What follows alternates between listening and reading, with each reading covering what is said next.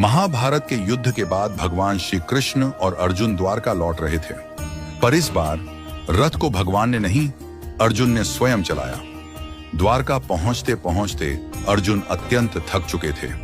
अर्जुन अतिथि गृह में चले गए और गहरी निद्रा में लीन हो गए।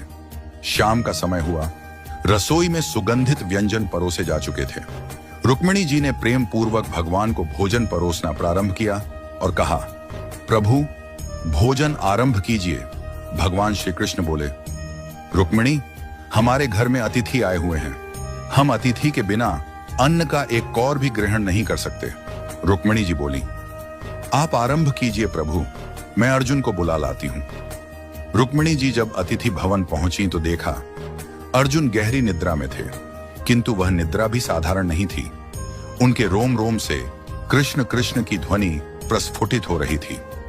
उनके पूरे शरीर से ऐसा प्रतीत हो रहा था मानो हर कोशिका भगवान का नाम जप रही हो। रुक्मिणी जी उन्हें जगाना भूल गईं। उनके नेत्र नम हो गए। वह वहीं खड़ी हो गईं और मंद मंद स्वर में ताली बजाने लगी, जैसे किसी हरि कथा में प्रेम से भीगी भक्तिन हो। उधर भगवान श्री कृष्ण ने नारद जी से कहा, नारद, देखो तो सही, भोग ठंडा हो रहा है, कोई अर्जुन को बुलाकर लाए भी या नहीं। नारद जी तुरंत वीणा लेकर अतिथि भवन पहुंचे। उन्होंने वहां का दृश्य देखा तो स्तब्ध रह गए। अर्जुन का रोम रोम कीर्तन कर रहा था, रुक्मिणी जी ताली बजा रही थी। नारद जी को दिव्य प्रेम का साक्षात्कार हुआ। वे भी अर्जुन को जगाना भूल गए और वहीं बैठकर अपनी वीणा पर गोविंद गोविंद का मधुर कीर्तन करने लगे। अब उधर सत्यभामा जी ने प्रभु से कहा, प्रभु भोग ठंडा हो रहा है, आप तो भोजन प्रारंभ करिए। भगवान बोले, हम अतिथि के बिना अन्न ग्रहण नहीं करते, अब तुम ही जाकर देखो क्या हो रहा है। सत्यभामा जी वहां पहुंची और वहां का दृश्य देखकर मोहित हो गईं। एक ओर अर्जुन का निष्कलंक भक्ति रस, दूसरी ओर रुक्मिणी जी की तालियां, तीसरी ओर नारद की वीणा, तो सत्यभामा जी भी नृत्य करने लगी।